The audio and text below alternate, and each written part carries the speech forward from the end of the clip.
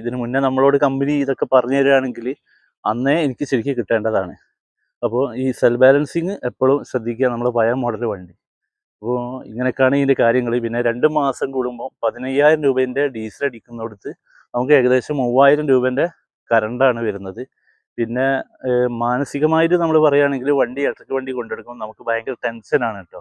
ട്രിപ്പിൻ്റെ കാര്യത്തിലൊക്കെ ഈ ഇലക്ട്രിക് വണ്ടി കൊണ്ടുപോകുമ്പോൾ ഉള്ളിലൊരു ടെൻഷൻ നിലവിൽ ഉണ്ട്. അതില്ല എന്ന് പറയാൻ കഴിയില്ല. നാട്ടുമ്പുറങ്ങളിലേക്ക് ഏറ്റവും ബെറ്റർ ഡീസൽ വണ്ടിയാണ്. ഞാൻ അന്നും പറയുന്നതാണ്, ഇന്നും പറയുന്നതാണ്. ഈ കറണ്ട് വണ്ടി ആകുമ്പോൾ നമുക്ക് ഒരുപാട് പരിമിതികളുണ്ട്. അതായത് രാവിലെ മുതൽ നമ്മൾ വാഹനം ഓടി ഇങ്ങനെ 30-ൻ്റെ 50-ൻ്റെ ഓട്ടങ്ങളൊക്കെ ഓടുമ്പോൾ അന്ന് പണമില്ലാത്ത എന്താ പറയുക, ഓട്ടമില്ലാത്ത സമയങ്ങളിൽ നമ്മളിങ്ങനെ വണ്ടി ഓടുമ്പോൾ വൈകുന്നേരമൊക്കെ ആകുമ്പോഴായിരിക്കും ചിലപ്പം വലിയൊരു ട്രിപ്പ് വരിക. ആ സമയത്ത് ഇതിൽ ചാർജ് ഇല്ലാതാകുമ്പോൾ വളരെ മാനസികമായിട്ട് തന്നെ നമുക്ക് ഭയങ്കര ഒരു ടെൻഷനും കാര്യങ്ങളൊക്കെ വരും കേട്ടോ. അപ്പോൾ നാട്ടുപുറത്തൊന്നും തീരെ നടക്കില്ല. ടൗണിൽ പോവുക, ഓടുക, കുറഞ്ഞ ദൂരം ഓടുക, അപ്പോൾ ചാർജ് ചെയ്യാൻ സമയത്ത് വണ്ടി സൈഡാക്കുക, അങ്ങനെയുള്ളവർക്കൊക്കെ ഏറ്റവും ബെറ്ററാണ്. പിന്നെ സെപ്പറേറ്റ് ഒരു വണ്ടി കൂടി ഉള്ളവർക്ക് ഒന്നും കൂടി നടക്കും. കാരണം ഞാൻ എൻ്റെ ഏട്ടൻ്റെ ഡീസൽ വണ്ടിയാണ് അധികം കൊണ്ടിറക്കാറ്. അപ്പോൾ ഇത് ചാർജ് ചെയ്യുമ്പോൾ അതവിടെ കുത്തിയിട്ടിട്ട് ഞാൻ അതെടുത്ത് പോകും. വലിയ ട്രിപ്പൊക്കെ നാട്ടിൽ നിന്ന് ഫോൺ ട്രിപ്പ് വന്നാൽ ഞാൻ ഈ വണ്ടി അവിടെ വെച്ച് ആ ഡീസൽ വണ്ടി എടുത്തു പോകും. അങ്ങനെയൊക്കെയാണ് ചെയ്യാറ്. അപ്പോൾ അങ്ങനത്തെയൊക്കെ ഒരുപാട് ബുദ്ധിമുട്ടുകളുണ്ട്. പിന്നെ നമ്മൾ നിലവിൽ ഒരു ട്രിപ്പ് ലോക്കൽ പോകുമ്പോൾ അവിടുന്ന് ഒരു വലിയ ട്രിപ്പ് വന്നു കഴിഞ്ഞാൽ നമുക്ക് പോകാൻ കഴിയുന്നില്ല. അങ്ങനെ മാനസികമായിട്ട് എന്താ പറയുക, ഒരുപാട് ടെൻഷനും കാര്യങ്ങളൊക്കെ വരുന്നുണ്ട് കേട്ടോ. അപ്പോൾ എൻ്റെ അഭിപ്രായത്തിൽ നാട്ടുപുറത്തേക്ക് കഴിയുന്നതും ഇലക്ട്രിക് വണ്ടികളിലോട് കുറച്ചുകൂടി ഒന്ന് ഡെവലപ്പ് ആവണം എന്നുള്ള ഒരു അഭിപ്രായമാണ് എനിക്ക് നിലവിലുള്ളത്. പിന്നെ ചാർജറിൻ്റെ കാര്യത്തിൽ പറഞ്ഞാൽ നമുക്ക് ഇതുവരെ കംപ്ലൈൻറ്റ് കാര്യങ്ങളും വരാത്തതുകൊണ്ട് അതിനെപ്പറ്റി ഇപ്പോൾ എനിക്ക് കൂടുതൽ പറയാനില്ല. പക്ഷെ എന്നിരുന്നാലും ഇത് ആദ്യം ഇറങ്ങിയ ഒരു മോഡൽ വണ്ടി ആയതുകൊണ്ട് ഒരുപാട് ചാർജറൊക്കെ നന്നാക്കുന്ന സ്ഥലങ്ങളൊക്കെ നിലവിൽ ഉണ്ട് കേട്ടോ. പിന്നെ കയറ്റം കയറുന്ന കാര്യത്തിൽ കയറ്റം ഒരു ശരാശരി വലിയ സംഭവം എന്ന് പറയാനൊന്നുമില്ല. ഈ വണ്ടി ശരാശരി കയറുന്നുണ്ട്. അതുപോലെ ഹിൽ ഹോൾഡ് അസിസ്റ്റൻ്റ് ഇല്ലാത്തതുകൊണ്ട് ചെറിയൊരു ബുദ്ധിമുട്ടുകളൊക്കെ ഉണ്ട്. വണ്ടി നമ്മൾ ആ നേക്കനുസരിച്ച് വണ്ടി വിടുകയാണെങ്കിൽ. പിന്നെ ഇലക്ട്രിക് വണ്ടീൻ്റെ ഒരു കാര്യം മനസ്സിലാക്കേണ്ടത്, നമ്മൾ കുറേ ഉപയോഗിക്കുമ്പോഴാണ് അതിനെ പറ്റി പഠിച്ച് കാര്യങ്ങൾ മനസ്സിലാക്കി ഉപയോഗിക്കുമ്പോൾ ഒന്നും കൂടി മൈലേജ് മറ്റു കാര്യങ്ങളൊക്കെ ഉണ്ടാവും. ഓവറോൾ ഒരു നാട്ടുമ്പുറത്തുകാരനായ അല്ലെങ്കിൽ നാട്ടുമ്പുറത്ത് ഓടിക്കുന്ന എന്നോട് ഈ ഇലക്ട്രിക് വണ്ടി എടുക്കണമെന്ന് വെച്ച് കഴിഞ്ഞാൽ ഞാൻ വേണ്ട എന്നുള്ളൂ പറയാം. കാരണം ഒരുപാട് പരിമിതികൾ, അല്ലെങ്കിൽ മറ്റൊരു സെപ്പറേറ്റ് വണ്ടി ഉണ്ടെങ്കിൽ കാര്യങ്ങൾ നടക്കും. അല്ലാതെ നിലവിൽ ഒരു വണ്ടി വെച്ച് നാട്ടിലേക്ക് പറ്റുമോ ചോദിച്ചാൽ പറ്റില്ല എന്ന് തന്നെയാണ് കേട്ടോ നമ്മൾ പറയുന്നത്. പിന്നെ വണ്ടിയുടെ സർവീസിനെ പറ്റി നിലവിൽ വമ്പൻ പരാതികളും ഇതൊക്കെ വന്നതാണ്. ഇപ്പം മഹീന്ദ്ര അതൊക്കെ ക്ലിയർ ചെയ്ത് കൊണ്ടുവരുന്നുണ്ട് എന്നാണ് അറിയുന്നത്. അപ്പോൾ ഇനി എത്രത്തോളം നന്നാവും അറിയില്ല. കാരണം ഇതിന് സ്വന്തമായിട്ട് ഒരു സർവീസ് സെൻ്ററൊക്കെ തുടങ്ങിയിട്ടുണ്ട്. ഇതിന് സ്വന്തമല്ല, ഇവരെ 4 വീലർ വണ്ടി ഇറങ്ങിയപ്പോൾ അതുകൂടിയും ഉൾക്കൊള്ളിപ്പിച്ച് ഈ വണ്ടിയും ഉൾക്കൊള്ളിപ്പിച്ച് സർവീസ് സെൻ്ററൊക്കെ സെപ്പറേറ്റ് തുടങ്ങിയപ്പം അതിൻ്റെതായ മാറ്റങ്ങൾ കണ്ടു തുടങ്ങിയിട്ടുണ്ട് എന്ന് തോന്നുന്നു. പ്രത്യേകിച്ച് മലപ്പുറത്തൊക്കെ നല്ല അഭിപ്രായങ്ങളാണ് വരുന്നത്. പിന്നെ ഇനി നമുക്ക് ഈ വണ്ടിയെ പറ്റി പറയുകയാണെന്ന് പറഞ്ഞാൽ വലിയൊരു ബുദ്ധിമുട്ടുകൾ എന്ന് പറയുകയാണെങ്കിൽ ഇതൊക്കെയാണ് കാര്യമായിട്ടുള്ള പ്രശ്നങ്ങളൊക്കെ. ഇനി മറ്റൊന്നും നമ്മൾ കൂടുതൽ പറയാനില്ല. അപ്പം നമ്മളെ വീഡിയോയിൽ പറയാനുള്ളത് ഇതൊക്കെ തന്നെയാണ്. പക്ഷേ അതുപോലെ ഇതിന് വേറൊരു ബുദ്ധിമുട്ട് എനിക്ക് തോന്നിയ ഒരു കാര്യം ഇതിൻ്റെ ബ്രേക്കാണ്. അതായത് ഇത് നമ്മൾ കണ്ടറിഞ്ഞ് വണ്ടി വിടണം. ഇല്ലാഞ്ഞാൽ നമുക്ക് നല്ല പണി കിട്ടും കേട്ടോ. കാരണം കുത്തനുള്ള ഇറക്കത്തിലൊക്കെ നമ്മൾ ബ്രേക്കിൻ്റെ മുകളിൽ കയറി നിന്ന് നല്ലോണം അങ്ങ് പ്രസ് ചെയ്യേണ്ട ഒരു അവസ്ഥയിലേക്കാണ് വരാറ്. അതായത് കിട്ടുമോ കിട്ടില്ല എന്നുള്ള ഒരു ടെൻഷൻ നമുക്ക് എപ്പോഴും വരാറുണ്ട് കേട്ടോ.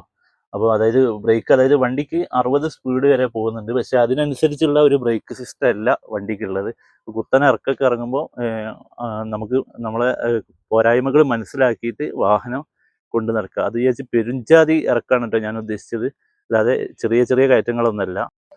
അപ്പോൾ നമുക്ക് ഓവറോൾ കാര്യങ്ങൾ പറയാനുള്ളത് ഇതൊക്കെയാണ്. അപ്പോൾ ഇതിൻ്റെ പോരായ്മകളൊക്കെ ഒരുപാട് ഓരോരുത്തർ ചോദിച്ചിരുന്നു. അപ്പോൾ അതൊക്കെ ഇതിൻ്റെ മുന്നത്തെ വീഡിയോയിൽ നമ്മൾ അപ്ലോഡ് ചെയ്താണ് കേട്ടോ. അപ്പോൾ അതൊക്കെ ഒന്ന് കണ്ടു കഴിഞ്ഞാൽ നിങ്ങൾക്ക് മനസ്സിലാവുന്നതാണ്.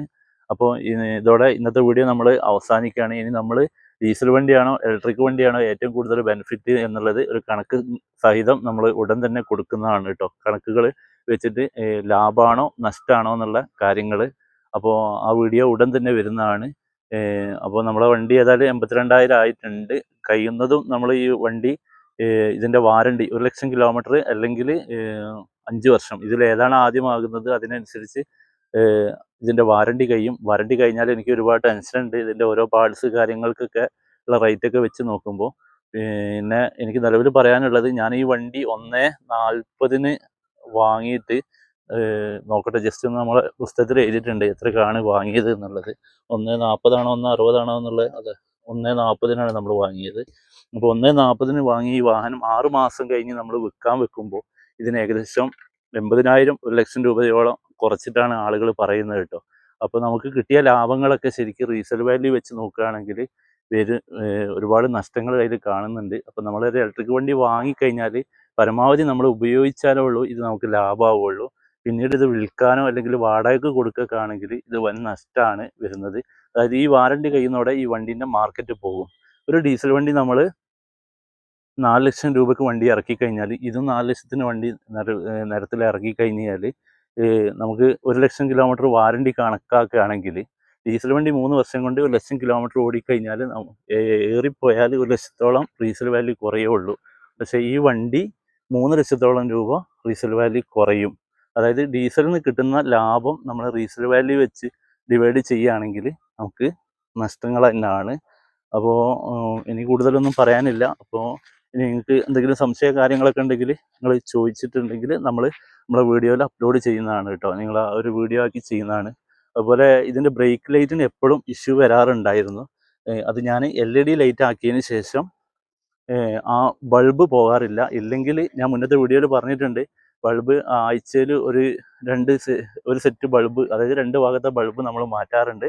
പക്ഷേ ഇപ്പോൾ അതിൻ്റെ പ്രശ്നം ഉണ്ടാവാറില്ല.